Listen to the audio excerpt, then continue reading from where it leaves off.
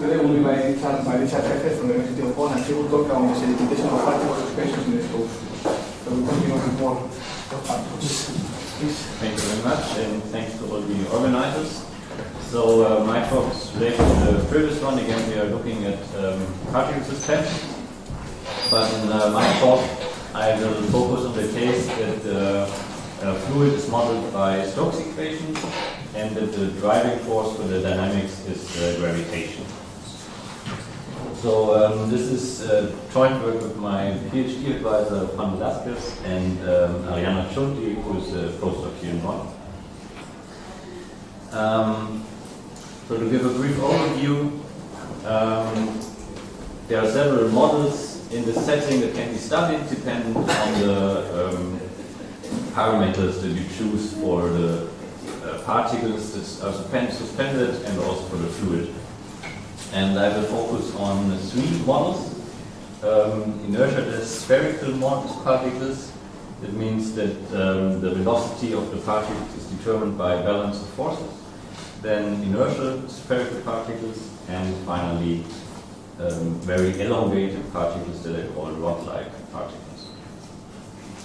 In all three cases I will study the microscopic and the macroscopic equations, and of course the ultimate goal would somehow to be to give a rigorous derivation of the macroscopic equations, but this is very difficult, and I will comment. So somehow the difficulty is increasing from 1 to 3, and we will see. So the first slide is about the general setting that will be the basis for all three models.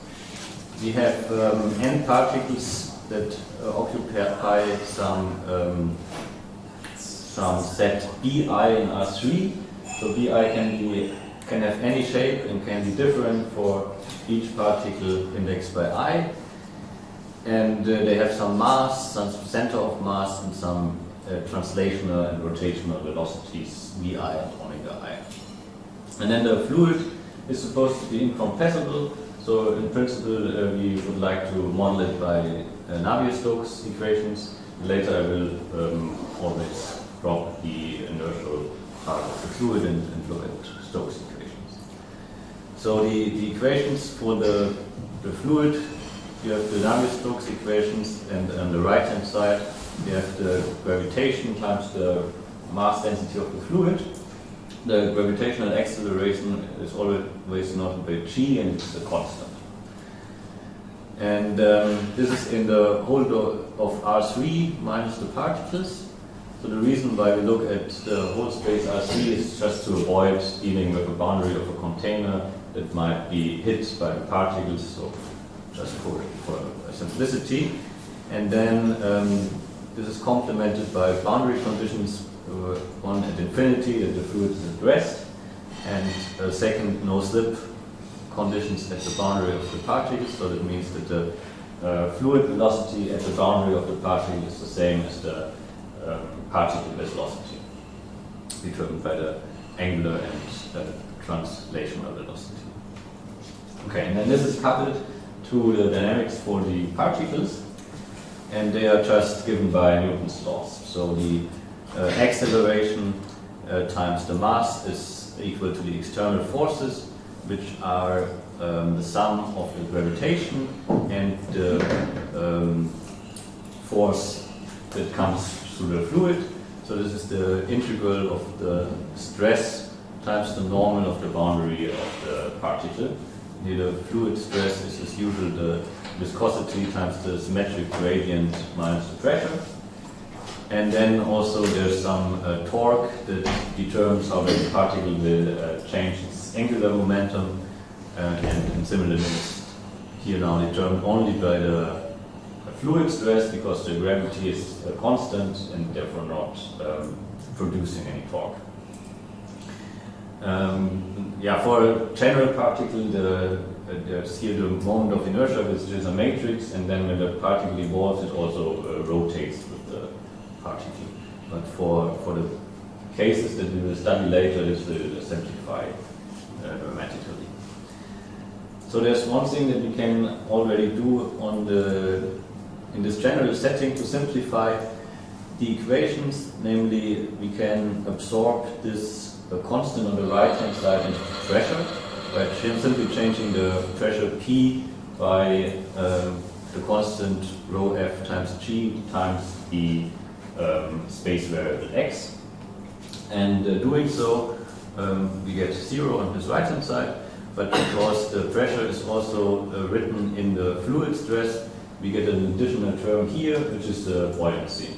So we get a force in the opposite direction of gravity, which is equal to the mass that the fluid would have occupying the volume of the particle times gravity. Okay, so this is the most general setting, and now we will study the most simple setting, which is a simple spherical particle which is alone in a fluid. And we also replace the Navier-Stokes equations from now on with the Stokes equations. So this means that we set the Reynolds number equal to 0. This is a simplification that might be justified in some cases, so one should really compute the Reynolds numbers. And moreover, in this setting here, we neglect the rotation of the particle, so we only have a translational velocity. Since we only have a simple isolated sphere, it's clear by symmetry that if the particle is not initially rotating, it will never start to rotate. What else changed from the previous slide is here, instead of having the mass of the particle, I directly put the mass density times the volume. And moreover, I extend the fluid velocity inside the particle. So this is not only on the boundary, but I can just for mathematically convenience extend the function w inside of the particle, such that it's defined everywhere. Okay, and then this is a problem that can be solved explicitly, and this was already done by Stokes. And he realized that equivalently one can solve the following problem, which is just the Stokes equations everywhere in R3 with a force that is uniformly distributed on the boundary of the sphere. And the total force is equal to the well-known 6 pi viscosity radius times velocity. So knowing this, we can in particular compute the terminal velocity of our particle by setting F, the drag force, equal to the gravitational force, where I include the buoyancy. So this gives that the terminal velocity is proportional to the square of the radius of the particle. And we can of course also solve the full problem.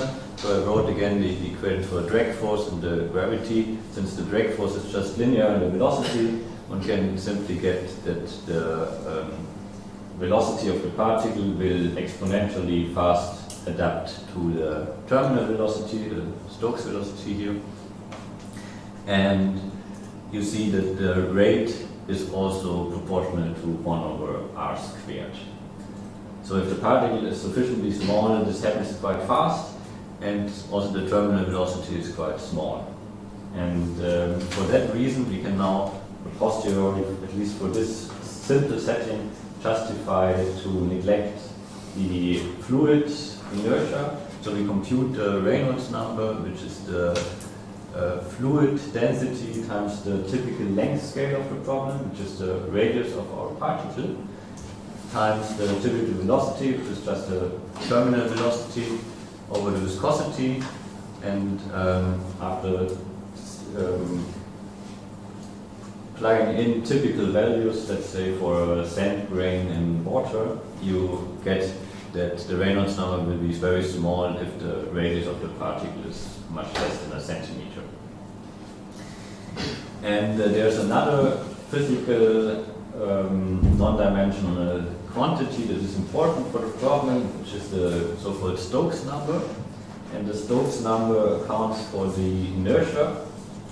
So if the Stokes number is very small, that means that the particle will adapt to the terminal velocity in a time that is much smaller than the time that it needs to travel one particle radius. So that would be the inertialess setting if the Stokes number is very small. And one can compute for this particular setting that the Stokes number is less or even much less than the Reynolds number, at least if we put a liquid. In gases it might be different. So if you neglect the Reynolds number, in this setting it also makes sense to neglect the inertia of the particle. So I only do this computation here now for the single particle. One should of course be careful if you later put many particles, the situation might change completely because the typical length scale might not be a particle radius but the system size, and the typical velocity might be much larger than the velocity of a single particle. But at least in this case, it makes sense to now go to the inertialess case from the very beginning. So I replace in the equations the acceleration by balance of forces, and through this equation I want to determine the particle velocity, which means that in the fluid problem I replace the constraint that I prescribed the velocity at the particle by the constraint that I only want it to be some constant, and is then determined through this condition. So these boundary conditions are sometimes referred to as boundary conditions of the fourth kind, or quite naturally here as sedimentation boundary conditions. And it's easy to see that you get a unique solution to this problem by writing a weak formulation. So if you test with a function in a homogeneous Sobolev space, which is divergence-free and constant inside of the ball, then you get that the product of the symmetric gradients is equal to the force times the value of the test function at the particle. Okay, so for the single particle we more or less know everything. It was not very surprising. Now what can we say about the dynamics for many particles?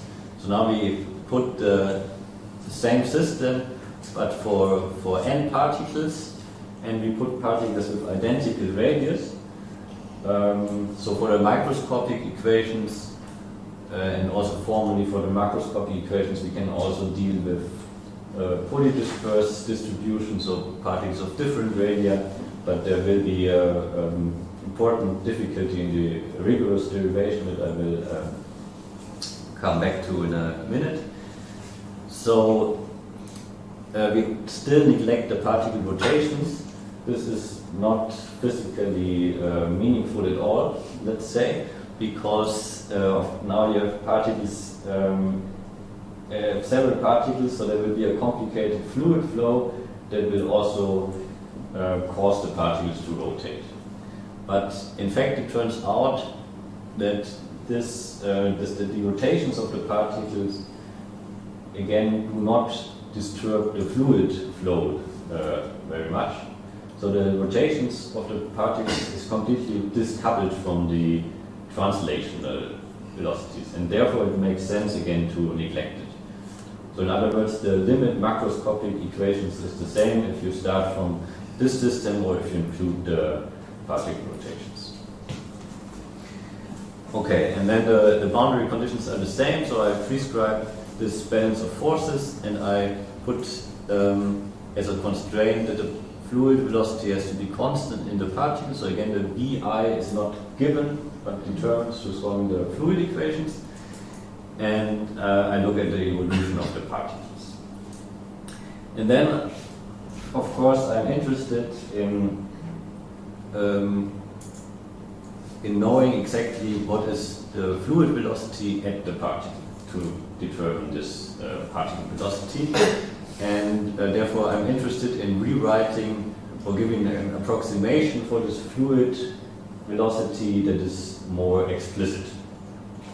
And the idea here is that if I have many particles that are, let's say the radius of the particles is much smaller than the interparticle distance, so I'm in the case of small volume fraction, then it doesn't really matter how I distribute this force on the boundary of the particle I if I evaluate it at particle j. And therefore I solved the following fluid equation problem. So I solved the Stokes equations in the full space and put as the right hand side the sum of Dirac supported in the boundary of the spheres. And I choose this uniform distribution on the boundary just because we know from the case of the single particle that this leads to a nice explicit formula. And okay, I also should mention that we non-dimensionalize the system such that the fluid velocity is of order 1, and you can see this here very well because now the total force on the right hand side is of order 1. Okay, and another remark, the sum of these Diracs divided by n you can view as some kind of particle density, and that's why I denote this by rho. So, because of the result for the single sedimenting sphere, and since this is a linear equation, we can now explicitly write the solution. In particular, we can evaluate it at xi, and if we believe that u and v are very, very close, you can say that the particle velocity should be given by evaluating u at xi. And then we can divide this in two terms. One, if we take the sum I itself, this I call the self-interaction term. And there you see again this 2/9 that was present in the terminal velocity. Due to the rescaling or non-dimensionalization, there's now a different factor, so this is n times r, number of particles times particle radius. And then there's the interaction term, which comes from evaluating the solution of the single sphere coming from particle I at particle j.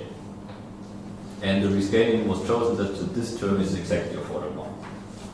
So if we compare now those two terms, then you see that the self-interaction is very important if the quantity nr is very small.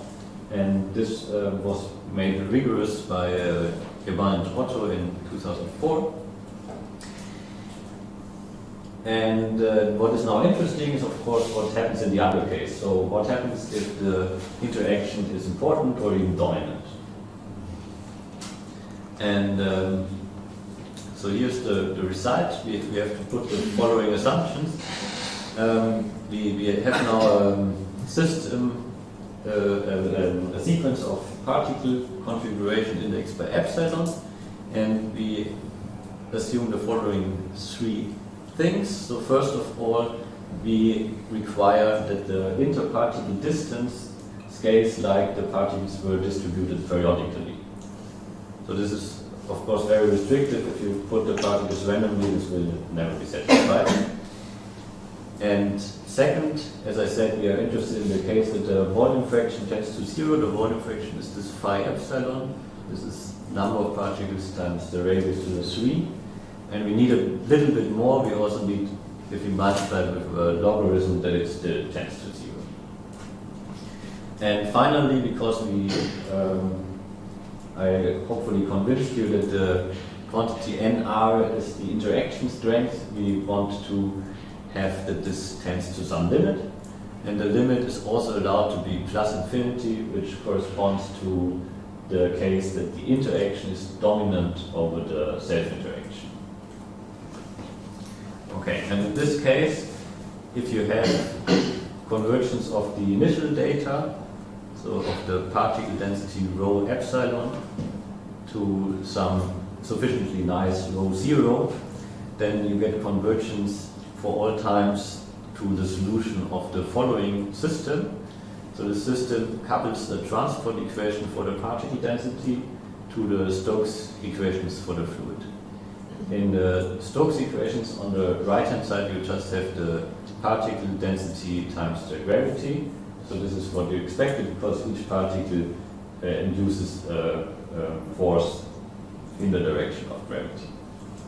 And on the other hand, for the fluid, for the transport term, it consists of two terms. So the fluid velocity that carries the particle, and then there is additional velocity that is exactly the self-interactive term.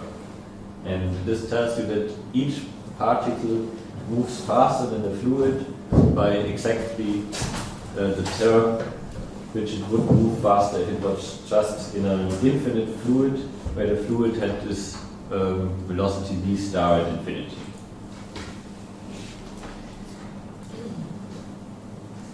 So this result is in accordance with the result by Yamaha and Otto, because if you set gamma star to 0, you see that the fluid velocity will not play any role. On the other hand, if you set gamma star equal to infinity, then these equations are exactly the same that you get for a fluid of variable density rho in a gravitational field. And this was also observed by experiments. So if you put a cloud of particles and observe what happens, and you put a liquid of higher mass density by inside a surrounding liquid of lower mass density, then they show the same behavior. And finally, let me mention that there are results by Amina Meshabeh. So she derives this limit equation, including also the particle rotations, which rigorously establish that they are not relevant in the limit. And there are quantitative estimates for the convergence in terms of Wasserstein distances. And there are also some results to weaken this assumption on the interparticle distance. They are unfortunately not weak enough to treat random configurations, and also they are on the expense that gamma star has to be small. So one comment about the polydispersed particle distribution. So I said that I cannot treat them to get this result rigorously. In the limit system looks almost the same. I mean, instead of the particle distribution rho, you then have a function that depends on the time, space, and particle radius. And the second equation here, you have to integrate some moment of the radius of this particle distribution.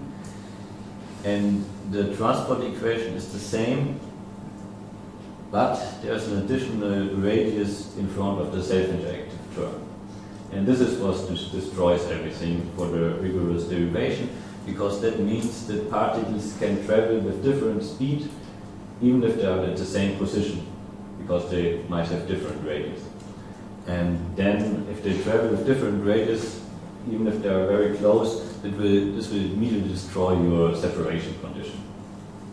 And part of the proof is, of course, to show that this separation condition is preserved in time. So let me say a few words about the proof. The main idea is to compare the particle trajectories with the characteristics of the limit equation. And to do so, one uses the approximation by U that was explicitly as the sum of the solutions of single sphere problems. And then so the U is just the solution operator of the Stokes equations applied to this kind of particle density. And then you, in a second step, compare also this to a more, let's say, macroscopic fluid velocity that you get by smoothing out this particle velocity. And by smoothing out the particle velocity, you lose the self-interactive term. So you just add it again and show that this is then close only inside of the particles. And the last step is actually very easy. So this, to make this rigorous, is straightforward because everything is explicit. But the problem, or the difficult part, is to show the smallness of the first approximation. And the main problem here is that V epsilon is not explicitly given, or I mean, it's just solves this PDE with the complicated sedimentation boundary conditions. And so what we do is we try to write V epsilon in an explicit form to get infinity estimates, because you can actually easily derive L2 estimates by energy estimates, but L2 estimates are not very good, since you want to evaluate V epsilon and U epsilon exactly at the particle. And therefore, if you only know an L2 estimate, it might still be very different for a lot of particles. And another problem is that to be able to show that the separation condition is preserved in time, you need to know some kind of Lipschitz estimates for the fluid velocity V epsilon, and these are also not so clear how to derive. So the idea is to get a more explicit form of V epsilon, and there we use the so-called method of reflections. So the method of reflections is a method to write the problem for V that involves many particles in terms of problems that only involve one particle at a time. So how do we do this? We call it V satisfies the Stokes equations outside of the particles and those two constraints. So we have prescribed the total force acting on each particle and the constraint that it must be constant. And now if we compare to this approximation U, that is the solution of the Stokes equations with right-hand side particle density times gravity, this function U satisfies by construction the first term, because the right-hand side is exactly equal to this 4 pi over 3n times the Dirac at the boundary of the particle. But there's no reason why it should satisfy the second constraint. So the idea is now to correct U in such a way that it will satisfy also the second constraint. And to do this, it's straightforward if there was only one particle. So we introduced a corrector that takes care of only one particle, which is QIU, and this QIU has to satisfy the Stokes equations outside of the particle I. And if we subtract it from U, we want to be constant in the particle. And we still want to satisfy the second constraint, so the total force on particle I produced by the corrector should be 0.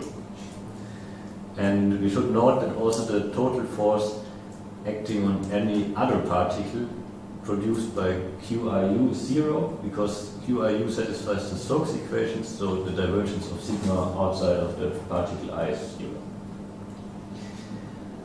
Okay, so this we can certainly do.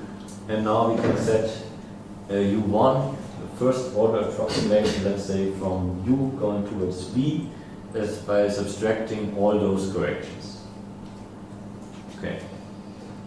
Now, of course, we are not done, because we only know that U minus QIU is constant in VI, but U1 will not be constant in VI, because QJU will not be constant in VI.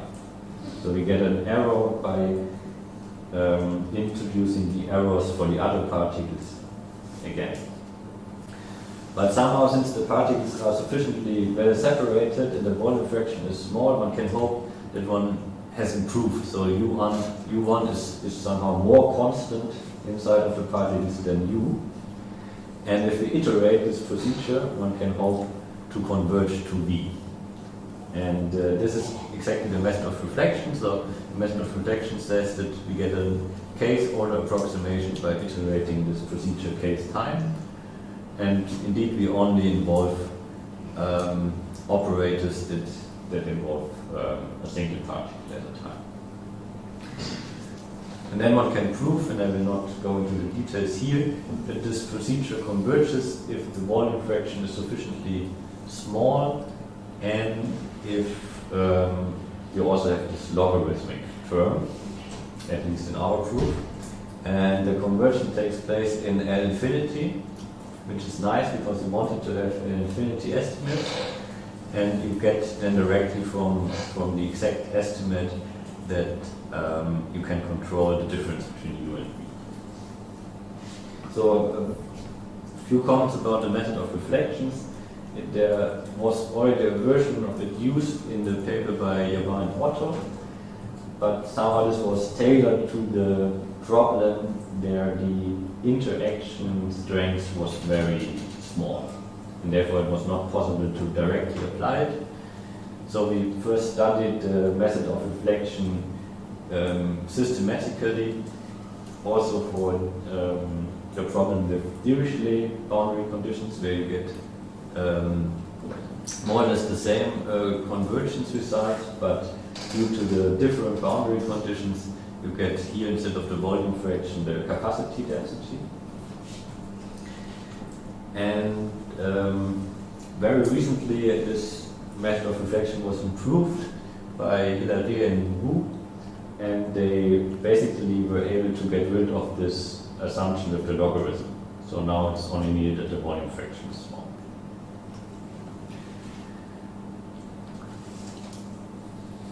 Okay, so this is everything that I wanted to say about the first part. So now we come to the second part, where we have spherical particles with inertia, and there the problem is much more difficult. It's related to what Laurent was presenting. So we first look at the quasi-static problem, where we only consider the fluid equation. And in this case, the particle velocities are now again given, so we have Dirichlet boundary conditions, and we want to solve this Stokes equations outside of the particles. And then, as we learned in the previous talk, if the limit of many small particles such that this nr, which you can interpret as capacity density, or like in the previous setting as the interaction strength, tends to some value gamma, and the empirical measure of the particles has some limit function f, then the fluid velocity will converge to the solution of the Brinkmann equations. And the Brinkmann equations look like the Stokes equations, but with an additional massive term that reflect the drag force exerted by the particles on the fluid. And you see again the 6 pi that is related to the single sphere. So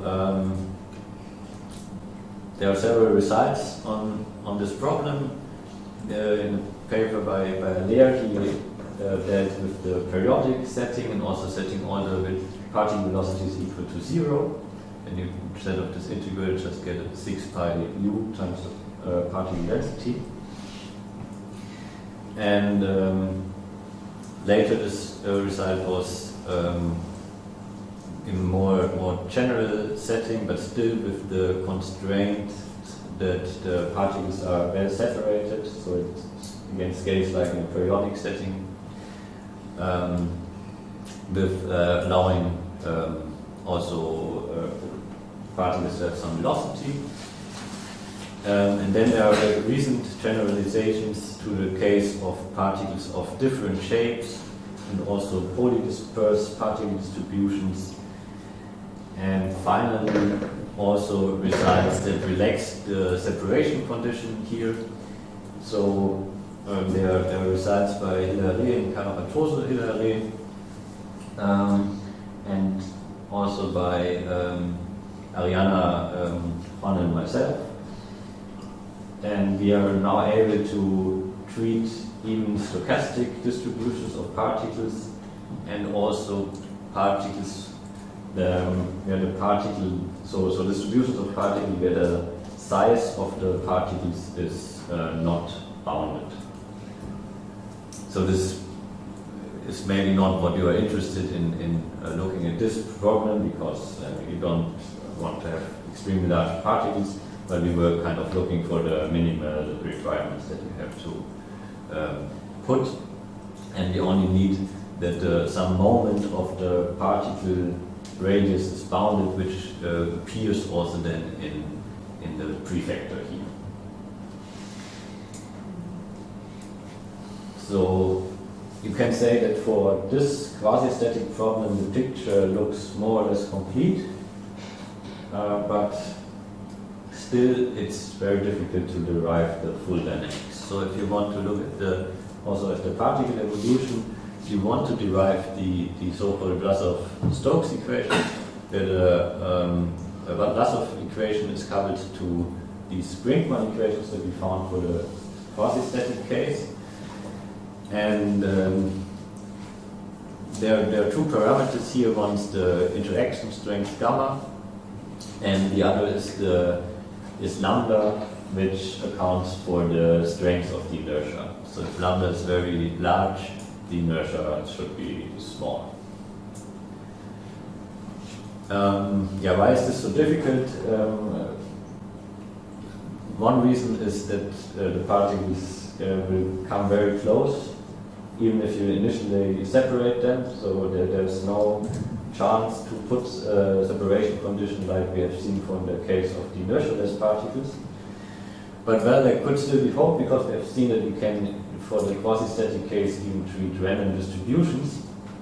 But then the previous results, they only show weak convergence in H1, and you really want to evaluate the fluid exactly at the particles to get the information about the force. And so it still seems very difficult. And even if you could say that you know more or less what's going on with the fluid, there's still a problem that you want to derive a Vlasov equation with this very singular and long-range interaction. And so both difficulties seem at the moment to be quite tough, and nobody knows how to do it, I think. So what was also mentioned by Laurent is that there are well-postness results. So there are results both for the so this equation is easier than the results that are available in the literature, which are for instationary Stokes and for Navier-Stokes equations. So for this system, it can be shown by a simple fixed point argument that you get a well-postness, so you get strong solutions globally in time. So one nice feature about the equation is that you have energy and identity.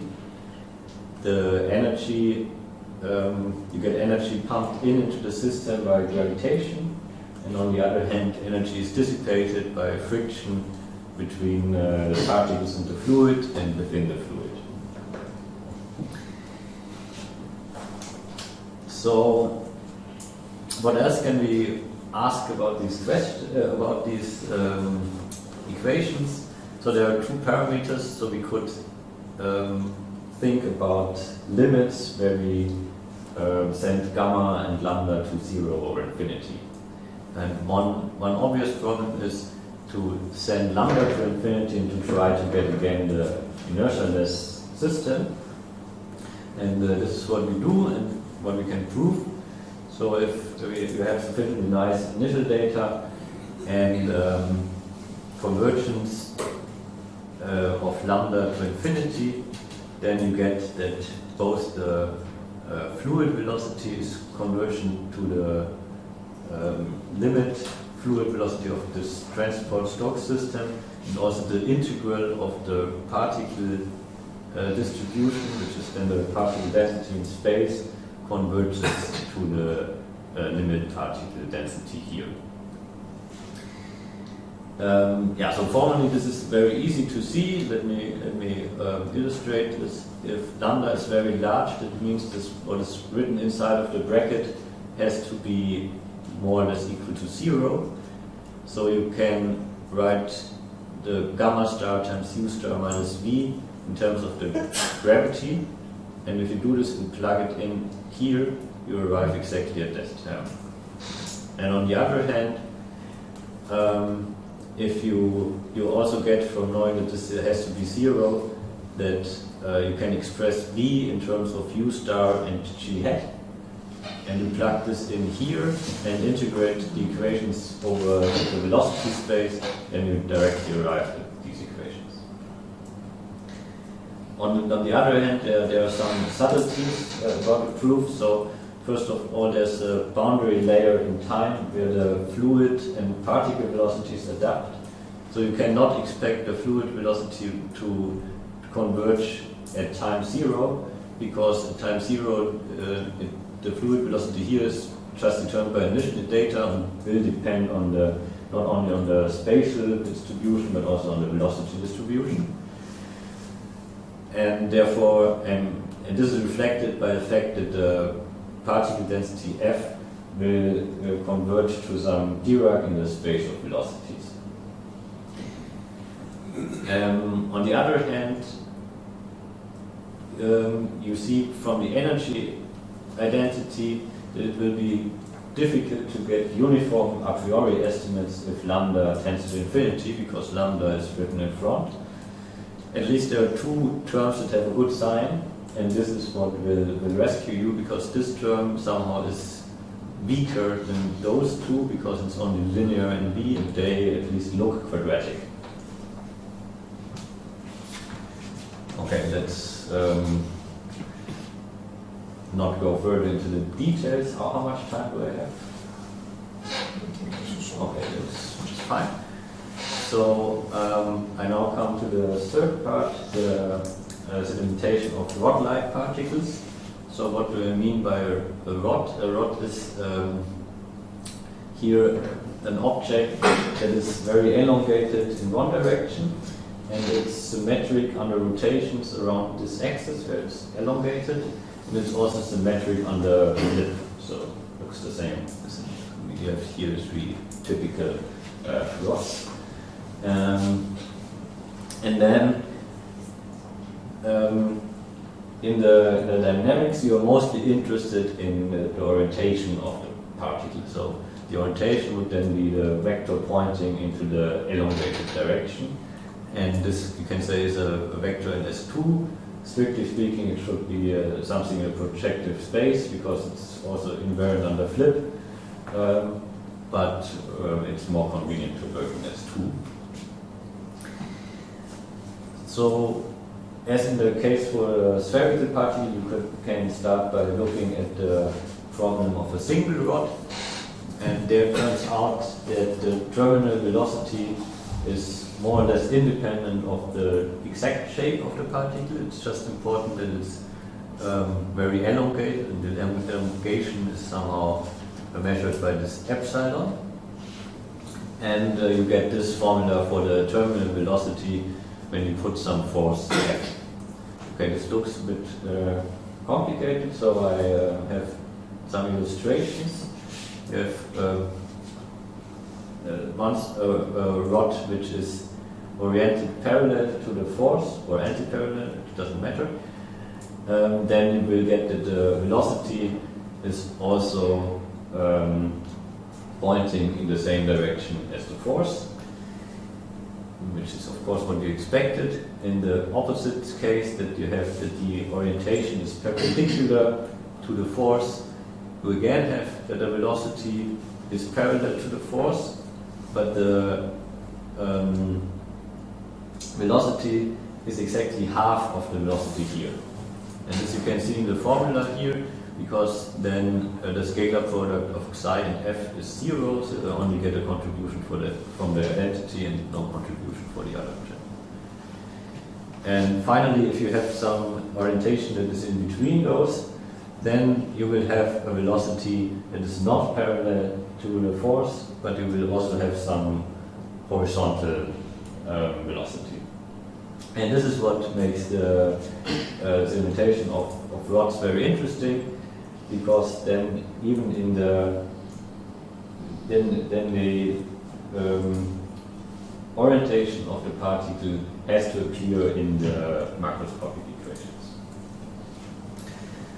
So we can now write down the microscopic models for definiteness, I assume that all the rods are simple cylinders, and they occupy some space Ki, which I obtained from some reference rod by a rotation that maps my vector that is parallel to gravity, let's say, to the orientation. There's some freedom in the choice of this matrix. And the fluid equations coupled to the equations for the particles then look like this, so they're much more complicated than before. So basically we cannot neglect anything. We have the full Stokes equations with the no-slip boundary conditions at the particles, and we have the balance of forces because we assume that the particles are inertialess, and we have the total torque is also equal to 0. And then the change of the orientation is determined by the change by the angular velocity by projecting the angular velocity to the tangent space of your orientation. So this is just to convince you that some operator like this, that is a projection operator, will also appear in the limit equations. So I will not talk very much about the microscopic equations here, but directly come to the macroscopic equations, since we cannot derive them in any way rigorously. So the macroscopic equations look complicated, but they are essentially the same as for inertialess spherical particles. So you have the same equation for the fluid, just that you have now a function f that depends both on space and on orientation. And if you integrate over the orientation, you just get the spatial density. And for the equation for the particle density, you get a full Vlasov equation, but the first term is really the same, or the second term is really the same as for the inertialess spherical particles. So you have the transport velocity that is the fluid velocity, and then you have this self-interactive term that is exactly reflecting what is doing a single rod in infinite fluid. And finally, you have to keep track on how the orientation changes. And the orientation changes because the particles are also inertialess, so they will just move with the fluid. And therefore, it looks like this. So you have the projection to the tangent space of the orientation, and then it moves with the gradient of the fluid velocity. Okay, as I said, we cannot, or at least I don't know how to derive the system. And the literature about such models for rod-like particles is also extremely narrow. So there are some papers by Otto Savaras and Hetzel Savaras. They don't look exactly at this system, but at a system that also includes Brownian motion.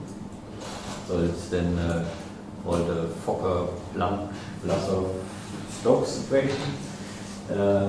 And it of course changes the nature of the equations.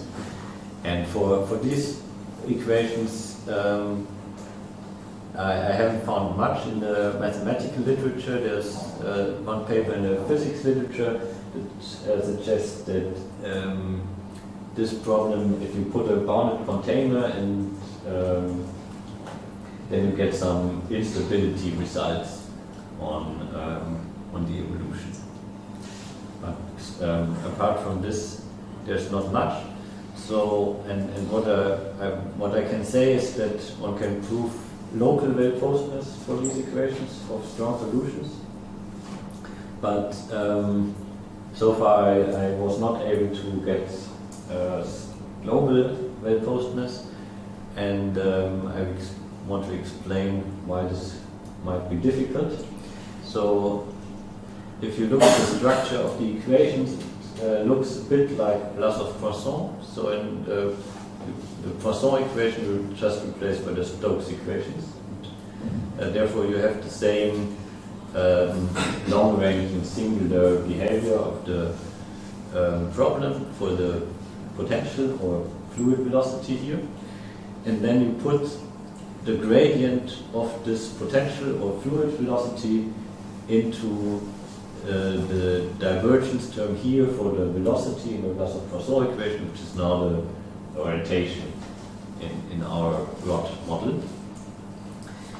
And so for Vlasov-Poisson, you know that there is global well-posedness, so there might be hope, but there are also some differences. So first, I don't see a nice energy identity for these equations because, I mean, the structure with the psi is more complicated than in the Vlasov-Poisson equations. And second, and I think this is the fundamental difference, you the blow-up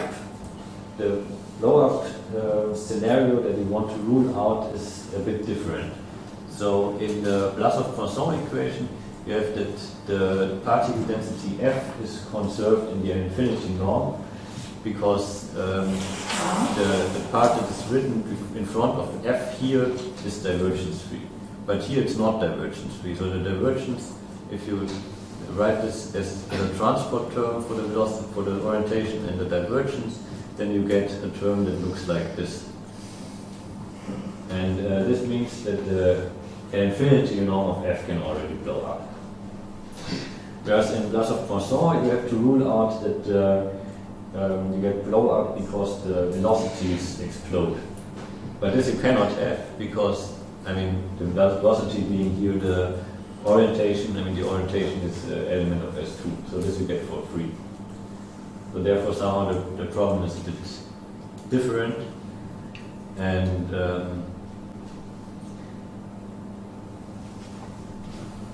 so yeah, it's not so clear even to me what to expect, whether to expect that there is blow up in finite time or not, because there seems to be some mechanism that leads to concentration of particles. If you just look at what two particles are doing, then they seem to be more likely to approach each other than to move apart from each other. But it's not clear whether this mechanism is strong enough to lead to blow up, and it's totally unclear how to prove that, because it's quite difficult to even write down one explicit solution of the equations. Okay, so to sum up what we have for the inertialess spherical case a quite complete picture. We can rigorously derive the limit equations. The only thing that we would like to do is also to treat random initial data and fully disperse distribution of particles. Then for the case of inertial spherical particles, we have a more or less complete picture for the quasi-static scenario. We can derive the Brinkmann equations also for random distributions, but we cannot derive the limit equations, which are the Vlasov-Stokes equations. And then there are interesting limits with sending parameters to 0 and infinity, so there are a couple of more than the one that I told you about, leading to Darcy's law, or even starting from the Vlasov-Stokes equations leading to a Navier-Stokes equations, because the inertia of the particles somehow moves to inertia of the fluid. And so there's a lot more to explore here. And finally, in the case of inertialess rod-like particles, we only know local well-posedness and nothing more. So there's a lot of work to do here. Okay, thank you for your.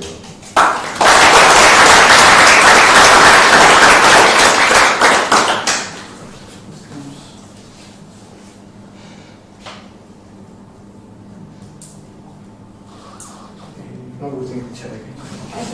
Déjate puesto.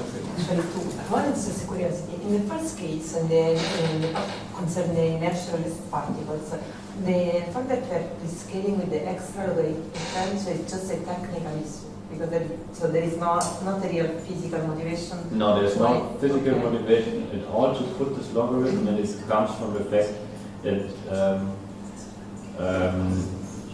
those correctors qi, they decay like 1 over x to the 3, and in 3 dimensions this leads to a logarithm.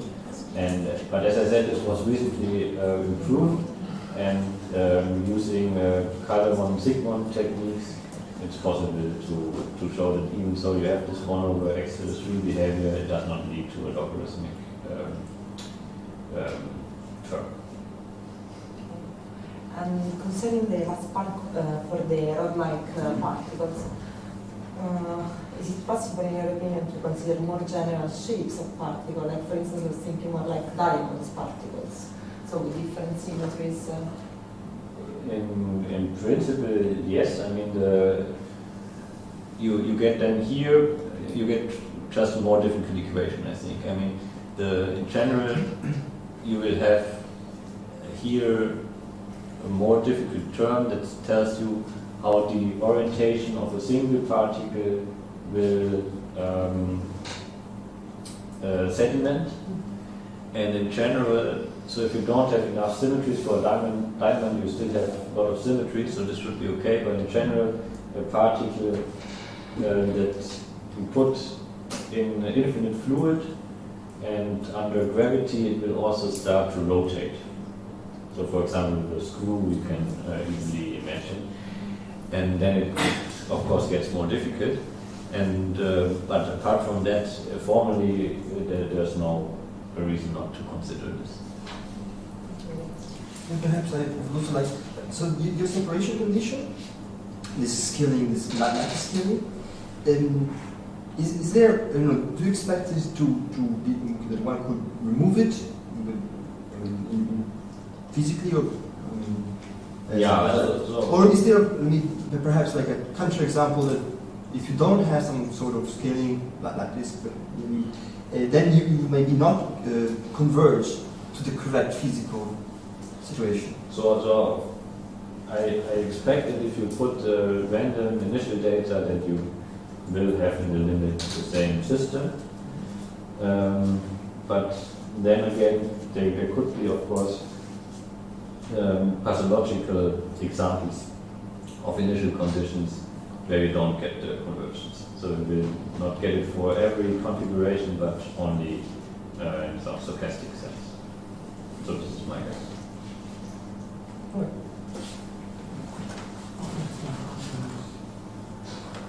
now we thank each other again. I think we're all just beginning.